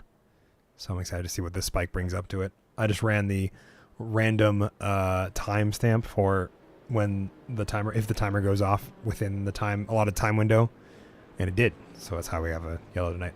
Sweet. But yeah, it's been an interesting race. I'm excited to see what the last 30 minutes hold as we get into this last pace lap here. Yeah, you know what they say, like, yellows bring yellows. Yeah. This could be a spicy restart, I think. I get the feeling it will be a spicy restart, because I think I have a lot of drivers that are looking to get back into the mix of it, especially Kevin Hayes, who had the bump early on in the LMP2 field. Yeah. So we'll see where this gets everyone. Yeah, there's definitely been a little bit of door banging so far, so we'll see. We'll see what happens. I'm a little excited, but it's gonna be tough trying to keep Orr and Rhodes behind me, I think. Yeah, maybe. We'll have to see. I mean, you were doing pretty well earlier this season. I think the chances there, Landon Orr might be a bit of a fight, but we'll have to see how that develops. I'm excited to see if it is. So. Well, I hope we make it entertaining for you at least. Oh, I'm sure it'll be entertaining one way or another, and I hope you have a fantastic last 30 minutes here. Hopefully you can catch up to Dion and get yourself further up the podium. If not, I'm wishing you at least the best of luck regardless of where you end up. Thanks a lot, man. Appreciate it. I'll let you get back to the party chat here. All right. And that was Tom Leeson. The last of our party goers, I think Manitoba Woods, which I will talk about here in a moment. I'm going to get back, run down to the top 5. Nick Terrell, Kelvin Collado, Mitch Ventura, Tyler Roberts, and Sean Roberts, rounding out the top 5 Tyler Roberts, and then Mitch Ventura, and then Sean Roberts in the top 5 for LMP2, top 5 in GT3 Pro. Alex Arduin, Olivier Belanger, William Lemaster, Andre Saba, Kevin Medina, top 5 in GT3 AM is Dion Tovar, followed by Tom Leeson, who we spoke to, Landon Orr, Charles Rhodes, and Richard Costanza of Veterans United. I saw someone in chat earlier also being excited about Veterans United. The lights are off on the pace car, meaning we're going to go back to racing here in just a moment's time. and see how these last 30 minutes shape out. I think this was definitely a track to do it on. I don't think it was maybe the perfect track to do it on, but the timer dictated that a yellow must be thrown, so I humored it. And we do go the restart here happens at all this once the green flag flies and we get back to racing. A bunch of black flags there that were all erroneously given to drivers, so they all get pushed back to where they were prior to that. And the green flag is still not out yet because they restart. Sorry, I thought they restarted up at La Source, but they restart down at, once again, the run up to Eau Rouge Radion, which should make for a spicy restart. We'll see how this plays out. Nick Terrell leading the field away on the restart. We'll see these drivers go. The green flag is out as they get underway. Mitch Ventura having a great launch. Nick Terrell working his way through as the rest of the field piles on down. Tyler Roberts also getting a great launch here, following down the rest of the field as they cut into the first corner. Alex Arduin keeping a stable gap ahead of Olivier Boulanger. The two of them duking it out all this race, and that changes nothing here as Dion also joins them. Oh, there's a couple of cars spun. Patrick Cantrell getting caught up in with Ian Baker as both of them go flying down. A spin from Tyler Roberts and catches up Nate Sides. These cars all cut off. Oh, unfortunately, no room for him, and he goes flying. Oh, no. The front end of Justin Hall getting bumped off in that restart as well. We made it through turn number 1 okay. That was Olivier Boulanger getting off track there, and then going to take the runoff on what is known as the moto track there. Sean Roberts finds himself in the wall also on the exit there. Gets that car moving, and the race has completely changed. Oh, Kevin Hayes has a snap bit of oversteer there. That'll send him out into the grass once more, and they'll see him almost getting run over by the leader of GT3, Alex Arduin. You know what I mean. Thankfully keeps it just ahead of him. Joshua Harlow's and Nate Sides right behind him as well. Mitch Bonaventura and Nick Terrell duking it out for the lead of this race. After the restart, LMP or GT3, Charles Rotes. Oh, we'll see Justin Hall go out wide as well. Bob Lindell working it out. Tom Leeson. Oh, I think Tom Leeson got caught up in that earlier incident. Let me see if I can find what happened to Tom. Oh, no. Charles Rotes, Bob Lindell. As I'm looking. Oh, a critical moment there sees Wesley Woods also have a black flag for incident limit. So that's where he was when all that went down. I'm super curious as to what happened there. Wesley Woods seems to bump into, and then Bob has his own self spin, and both just get collected in that. As I'm talking about this, Olivier Boulanger has listed as crashed as all these drivers dive into pit lane to serve or to get cars repaired. Olivier Boulanger, one of them. As this crazy crash happens here, I'm going to follow this as he avoids the initial wreck. I wonder what happened. Oh, just too much rotation.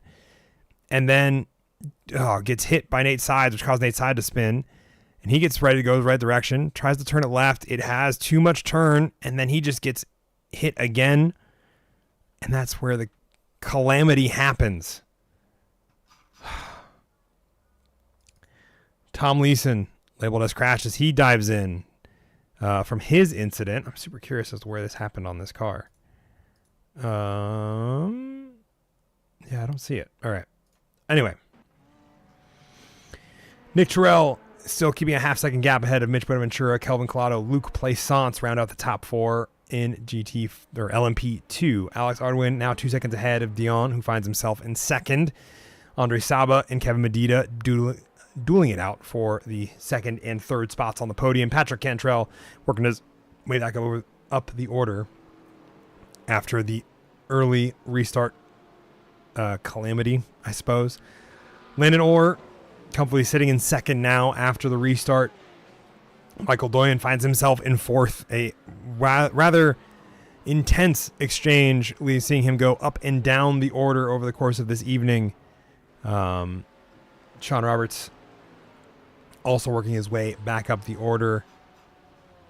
And just as quickly as this grid was together, it has now found itself apart once more. The only real battle I can see on track that is currently actively happening, Kevin Medina and Andre Saba for the second and third positions at the moment. We'll see Landon Orr get her out of the way for Michael Doyen as well. These three now bunched up behind Dion, who is currently sitting in second after getting passed by Patrick Cantrell as Patrick Cantrell tries to rejoin the LMP2 fight. Battle for the lead in LMP2 also raging on as these two continue their fight. I'm going to keep an eye on these guys. Actually, I'm going to hop over. Mitch Buenaventura having a pretty great run into Lake Combe, and then Malmedy. We'll see him stick around 3/10. But he did have a slower lap than Nick Terrell last time by, but that he is gained up in momentum here. Bruxelles, we'll see that gap continue to stay at 4/10. Charles Rhodes finds himself out of pit road, still up a position in 8th from where he started in GT3 AM. Kyle Orbet's up 3 positions as well, also in these back markers. Keeping up with the battle between these drivers as well as the drivers of Andre Sabash and Kevin Medina. Sean Roberts trying to get through those two as well, having a hard time with it as Andre Saba and Kevin Medina are taking the racing lines. And Andre Saba and both of them taking an off track there as they are still hanging out behind Dion, who currently sits in second in overall and is leading the GT3 AM.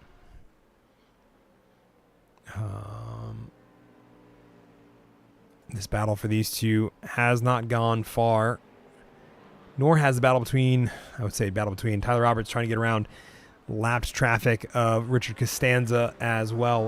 The gap opening up to a second for the leaders of LMP2. Nick Terrell getting a second bonus over Mitch Buenaventura. Kyle Orbetz has crashed and jumped to pits. Justin Hall also parking it in pit lane. Joshua Heartless has labeled as crashed as he, I think, just had a moment there. But the car is running, so must not have been that big of an issue. These three and these two really battling it out for position here. Let's hop on board with Kevin Medina in this BMW GT3.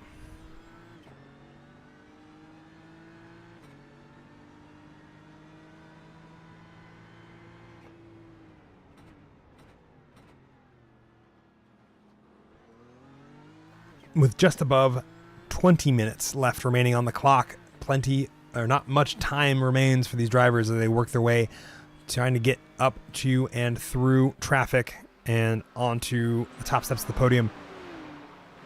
Grid has once again spread out and kind of anticipated it, but I'm excited to see how the closing stages go for these drivers. Alex Ardoin, the biggest contender there, Olivier Boulanger, having a bit of an incident with the LMP2 crashing that happened here in Lake Combe on the restart, or on the lap of the restart, not really on the restart, but just after it. Seeing Andre Saba and Kevin Medina now each inheriting a podium spot, but which one is still up for debate as they continue this fight and these battles. This is the on-track action to watch at the moment as we keep up with these two. Tyler Roberts also working his way through the field. As they are doing so, Michael Doyen slowly cutting down his time to the two drivers in front of him. Not by much, but by a little bit here and a little bit there. We'll see him slowly reel the two of them in, especially as the fighting seems to almost pick up. Wesley Woods also joining those labeled as crashed. We'll have to see what happened there, as we come into... We're going to the chicane. Oh, I wonder if he just braked too hard, trying not to crash. Just the slowest of spins. It's always such a heartbreaking place to do it. Does a quick burnout for the crowd, and then keeps on his way. Landon Orr and William LeMaster, I believe. No, I think it's just Tyler Roberts working his way through the field after his incident, which saw him get collected by a handful of cars. And now he is trying to make his way back up at least to the LMP2 grid instead of working his way through brack markers. Unfortunately, opens up the gap between Michael Doyen and Kevin Medina. So his battle onto the podium, still under fire. Joshua Harless, Patrick Cantrell also duking it out now. Less than half a second between those two drivers as they get around the lap traffic of Charles Rotes. It's been a doozy tonight.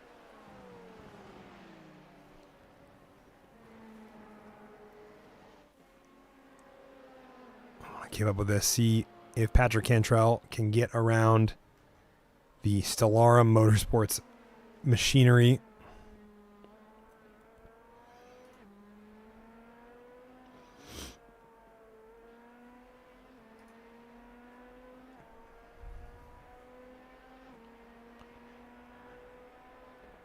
Kevin Medina now getting his race intersected by Tyler Roberts as these two, 2/10 separate them at this point. And now they are going at it.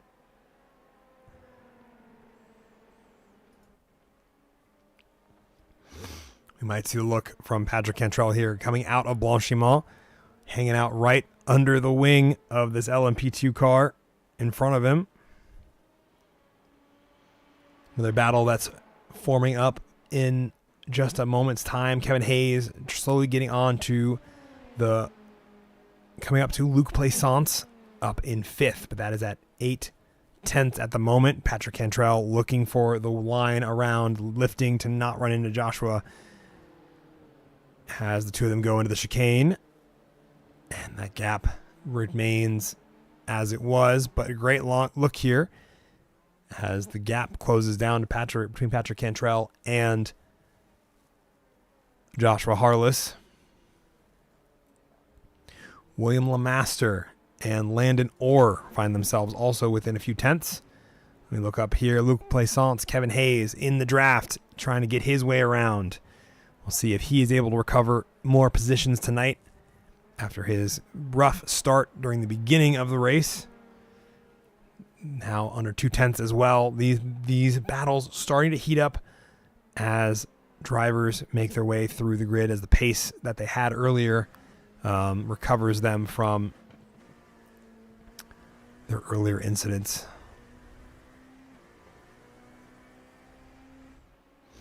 You see the look there, the fake of the look there from Kevin Hayes. Luc Plaisance not buying it, keeps to his line.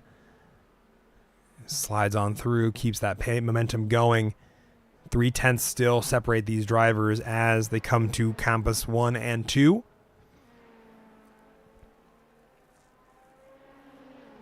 And a fantastic run through Stavlo. We'll see the gaps remain at 3/10. Meanwhile, Patrick Cantrell slowly closing the distance once more to Joshua Harless as we get to the closing stages. Just over 16 minutes left on the clock. 2/10 separate these two drivers. I wonder if there's going to be a look from the two of them. If not, we can also see the look out of Kevin Hayes, who is less than a 10th behind Luc Plaisance. Luc Plaisance doesn't cover off the inside enough. There's a look and a lunge from Kevin Hayes, who sticks the slide and gets that car going again. But is it enough? But Luc Plaisance has a great exit out of the chicane. Kevin Hayes going to hold on to the inside line. Kevin Hayes and Luc Plaisance eventually just abandoning that line there to take the racing line, which will see him slide in behind Kevin Hayes. Kevin Hayes has a slower run. And there's the look out of Luc Plaisance because he's like, I got to go. I don't have the room there to, not stay behind him. I think I'm trying to figure out if he lifts or not. I don't think he did. Maybe just a smidgen just to not run into him. The two of them now still 2/10 apart. Patrick Cantrell and Sean Roberts also having a similar battle up ahead. You can see Kevin Hayes makes the look, holds the inside line until the last moment, then moves over to the braking zone to take it on the racing line. We'll see the two of them continue at 4/10. This battle now involving 3 cars behind them as they get their way onto the Camel Straight. Joshua Harless having the look, going onto the racing line. 3 of them still all within a second of each other. And they go into the braking zone, the 3 of them. Patrick Cantrell looking for the move around Joshua Harless. Sean Roberts making the dive up the inside as he tries to get his own way through both of these drivers. We'll see the 2 of them, Patrick Cantrell and Sean Roberts, swap positions, and Sean is going to take the look to get the pass done on Joshua Harless, but Joshua Harless takes his racing line. That's going to make it hard for him. Tom Leeson, meanwhile, amongst all this battling, keep an eye on this one here for just a moment. Going around the outside, Sean Roberts confident in it, going to keep his nose in, and that'll see him push by Joshua Harless.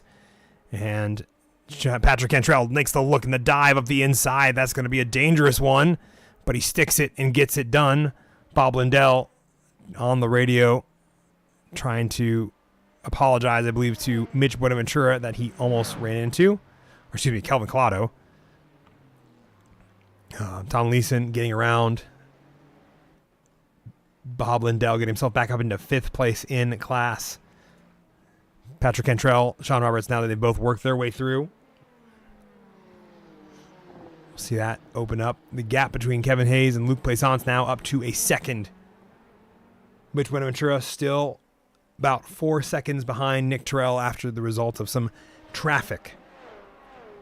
And Nick Terrell still leading off this race. And we're watching on board in these battles as they are slowly simmering down. Just under 15 minutes left on the clock.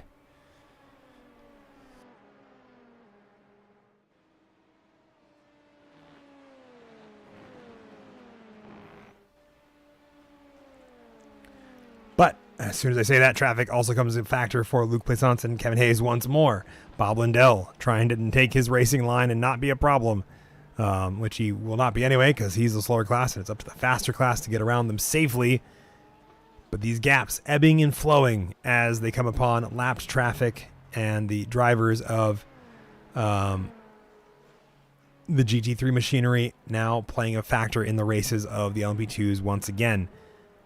About a second separates Mitch Buenaventura and Kelvin Collado as well. Joshua Harless still staying about 7/10 behind Patrick Cantrell. The gap closing down between Mitch and Kelvin as Mitch almost runs out of room there. Tyler Roberts labeled as crashed. That car does not look happy. I wonder what happened there. Let's take a look. They didn't look happy to begin with, so it may not be anything new, but we'll see him go into Lake Combe and then come through Malmedy. Oh, just a bit of a lockup there because that front left is definitely not getting the traction it usually does because of that damage. And that'll see that car slide out from under him as a result. Kevin Medina trying to grapple down the last few tenths of a second that he had earlier on Andre Saba. Still finds himself up 5 positions alongside Andre. And now on the podium with him, Michael Doyen, his race, only down 1 position from where he started in 3rd. Will be the top 4 of the GT3 Pro class alongside Alex Arduin, who is 6 seconds up ahead of Dion, who is about a second ahead of Andre. Tyler Roberts talking on chat, on the voice chat.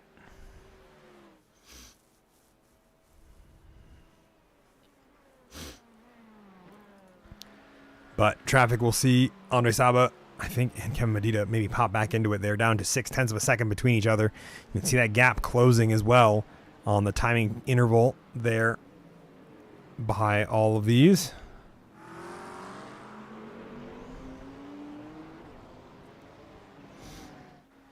Gaps pretty large throughout most of the grid. 0.5 of a second now between these two and closing. I'm super curious if Andre is trying to save fuel because he did not give himself enough. 27.12, 27.25. I'm not 100% certain they did or did not. We'll have to see as we get into it.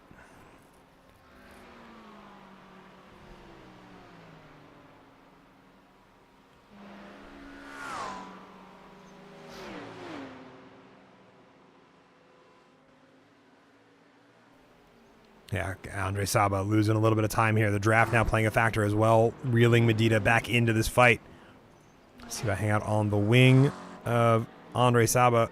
You can see that Mustang branding as that wing hangs out right exactly where you would see the BMW as well. So maybe not the best shot here, but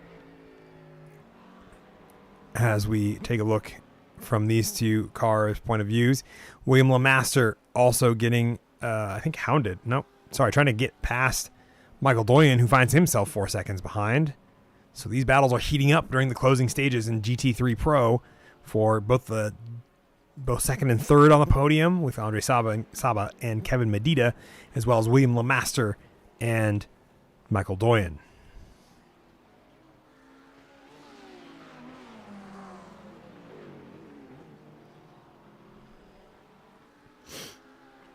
LMP2, excuse me.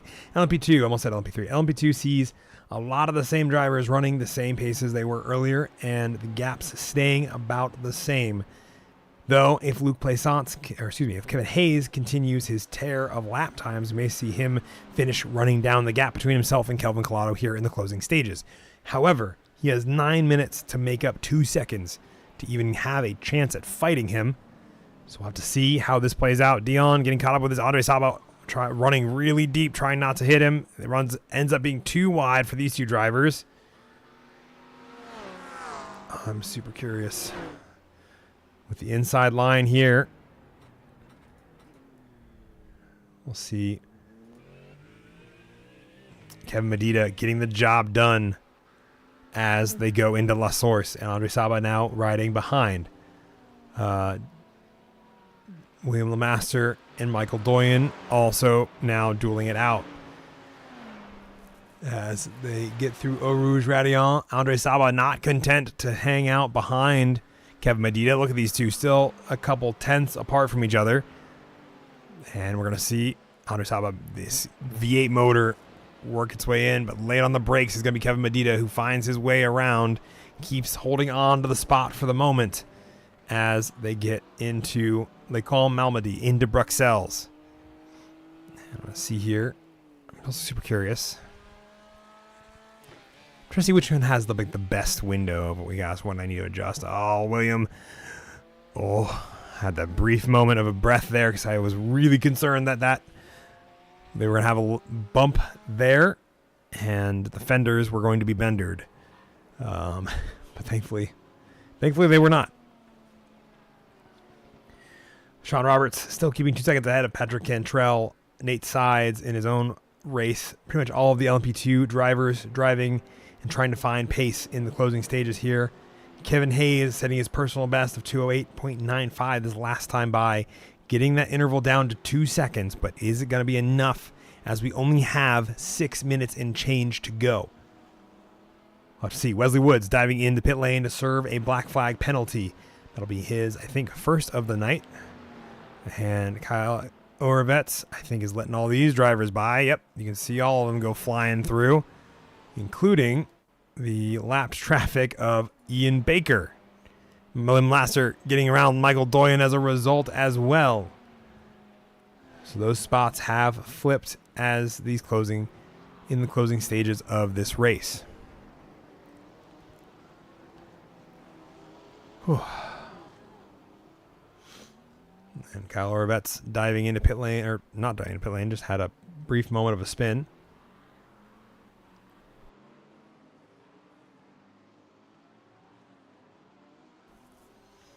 See how these races pan out here in the closing stages. Andre Saba still have a second behind Kevin Medina as well, just up the road from where William LeMaster and Michael Doyen continue to duke it out. Down to 1.83 seconds between Kelvin Collado and Kevin Hayes. I'm keeping an eye on that as I'm super curious if it can be done. I'm not 100% certain, but it's only a second, and now it's under a second as they get out of the final chicane between Mitch Buenaventura and Kelvin Collado, as Mitch Buenaventura had a bit of a rough lap there.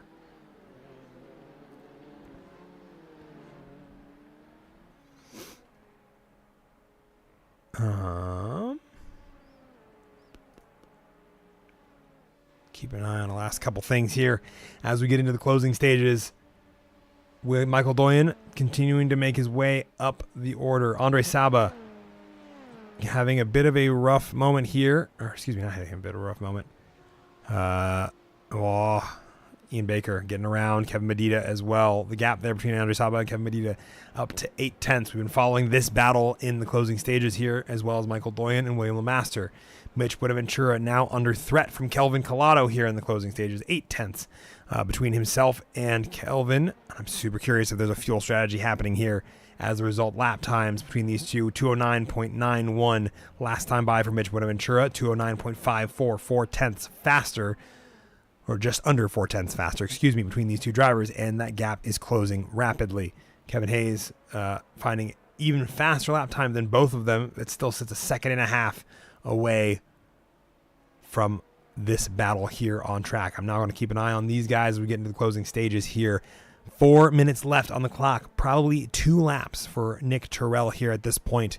We'll see beyond this one depending on when he comes back around. So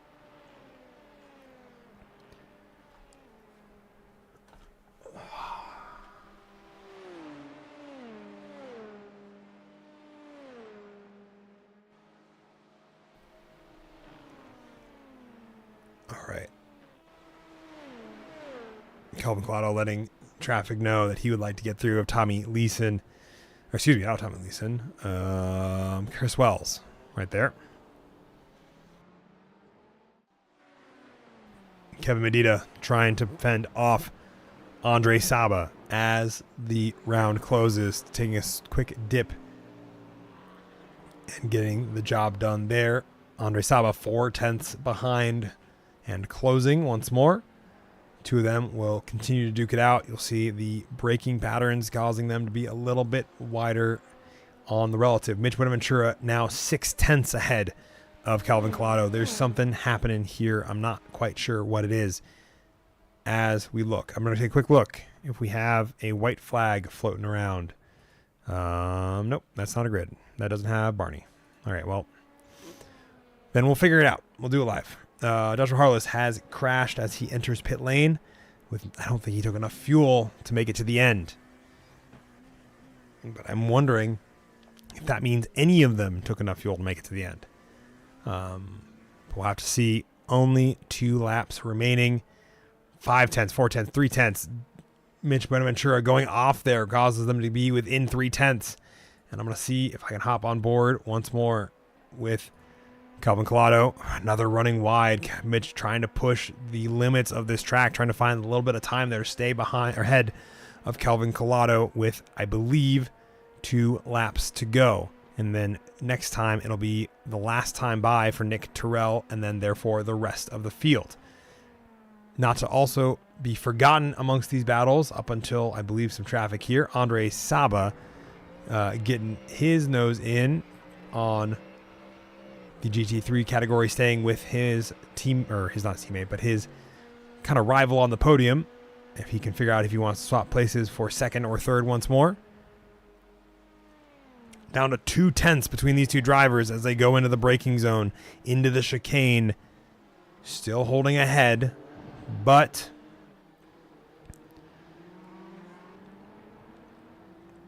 they continue on. White flag is in the air this time by for these drivers, as well as our leader, Nick Terrell, who is just ahead of them. Kevin Hayes sitting at around 2 seconds behind these drivers and closing in a vacuum. Andre Saba still 5/10 behind Kevin Medina as well. Michael Doyen getting his race, improving on his race, getting back into the fight with William Lemaster a little bit here and there. Rest of the field pretty spread out as these 33 cars, I think we're down to, I believe, 25 of which will see the checkered flag. Or excuse me, 26. Oh, sorry, 27. Keep on finding more. Yeah, Mitch Buenaventura really pushing this car, trying to get it to the end. One last lap to go for these two drivers to determine whether or not who is standing on which spot on the podium, or if chaos will strike and Kevin Hayes will find himself miraculously on it. Mitch Buenaventura flashing to Richard Costanza to let him know that he's coming through. And Kelvin Collado keeping up with him. Let's hop back on board. I really need to see what the view is from the inside of these cockpits as they get into the closing stages here. See how much they're working the wheel going through Campus 1 and 2.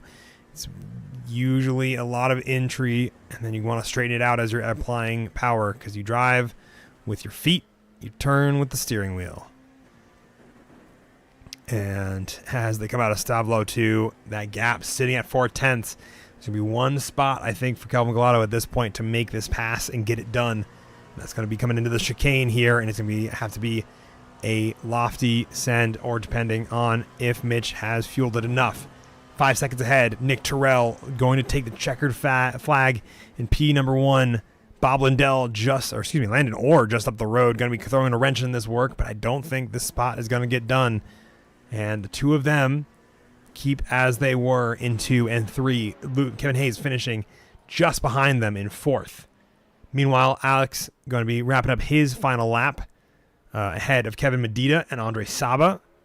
Landon Orr and the rest of the GT3 AM grid going to be finishing in 2nd, or Landon Orr going to be finishing 2nd. Richard Costanza in 3rd of GT3 AM. Chris Wells and Tom Leeson going to round up the top 5 in GT3 AM. Kevin Medina going to be finishing his race. This battle is not over. Let me follow this battle for these guys. Andre Saba is trying to see if he can make up the last 5/10. They've got lap traffic as well dealing with this. That's going to be Wesley Woods, who is in that puzzle piece Porsche, and that should be interesting. Dion Tovar is right in front of these drivers as they come through the final couple corners. Andre Saba running wide. That's going to be a little bit of time there. You can see that time increasing between the two of them as they get into the braking zone. Oh, but Wesley Woods is going to hold him up just a little bit. That's going to bring this fight back into contention as they get into Stavlo 1 and 2. And depending on how Wesley Woods deals into this could go one of 3 very different ways. And I'm excited to see. There's the look from Kevin Medina go up the inside, going to push Wesley out wide. Andre Saba is going to end up right into. And poor Wesley Woods is going to get caught up in that as he ends his race by disappearing. No, he just seemed like he disappeared. Okay. But that's going to cost Andre Saba some time there as they get into Blanchiment. And I think that's going to be the end of the race for these two podium finishers from where they sit in 2nd and in 3rd. All right. With that, Tovar is going to come home and take home P1 in GT3 AM. And the last of our drivers, Michael Doyen, going to be the last one to come home in 5th, just ahead of Bob Lindell who is in 8th. Wesley Woods also going to finish with a black flag that he has to serve, which will drop him down the order a little ways. And that brings us to our results. All right. So, in the race, we're going to jump up to LMP2 here. And we'll work our way back down. The answer is Nick Terrell is going to be the one taking home P1 and the victory there. And I got to say, it's been interesting to see this race play out. 5 seconds ahead of him, it's going to be Mitch Buenaventura, Kelvin Collado in P3, Kevin Hayes in 4th, Luc Plaisance in 5th. Nate Sides, Sean Roberts, Patrick Cantrell, Tyler Roberts, and Ian Baker are the top 10. Joshua Harless rounding out the 11 LMP2 drivers that took to the finish of this race. All 11 LMP2 drivers that started it, finished it. And I'm super thrilled about that. Diving down to GT3 Pro, I believe we're going to see Alex Arduin take home the win there. A solid lead ahead of Kevin Medina and Andre Saba. That race restart for GT3 Pro getting hampered by LMP2 drivers.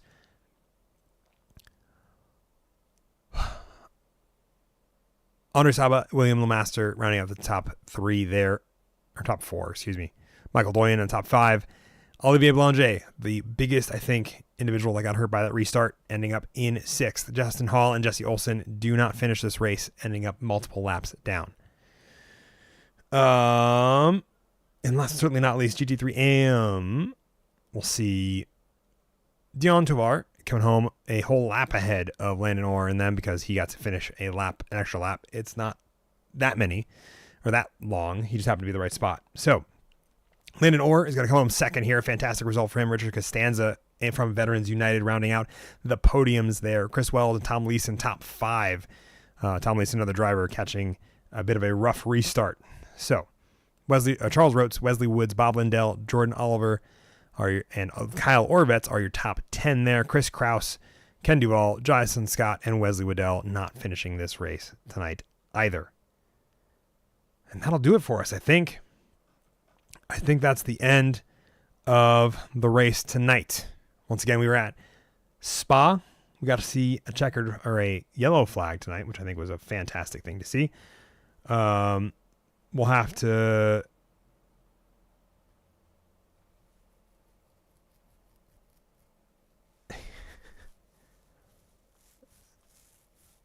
I'm trying to take a look at the chat here. I guess some post-race shenanigans cost Mitch Bonaventura a little bit of wrist ability. So, with that,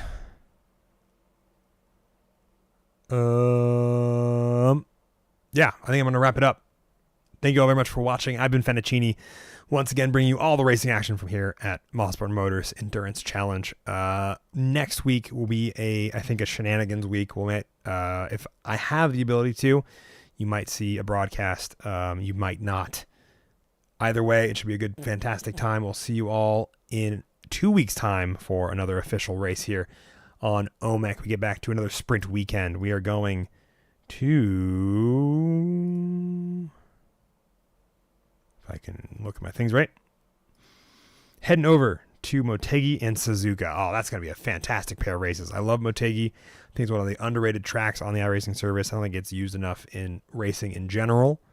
As well as Suzuka, I think will be very interesting. Suzuka is a much tighter circuit than we've been to here this week at Spa or last endurance weekend at Imola.